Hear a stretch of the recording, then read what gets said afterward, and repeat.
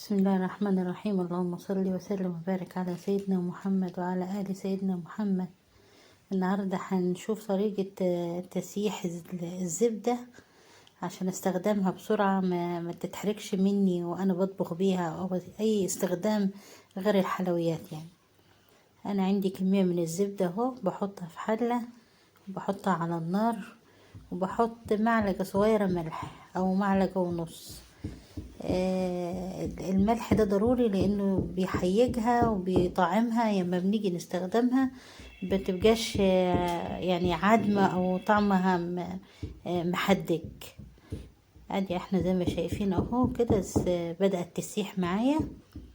لازم احطها في حلة اكبر من المقدار بتاع الزبدة لانها بتغلي وممكن تفور مني وتكب، طبعا خسارة.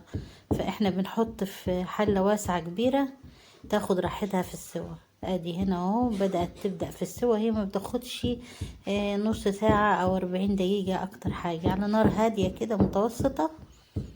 وكل شوية اقلب فيها كده. هنلاحظ ان احنا بدأت اهي شوف الرغاوي والريمة دي، لو الحلة كانت صغيرة كان ممكن تفور مني وتكب، لكن هي دي بدأت في السوا اول ما تعمل رغاوي. ادي هنا استوت اهي. طبعا دلوقتي نستخدمها في اي حاجة في منتهى السهولة. دي المرتة بتاعتها والله طعمها جميل جدا.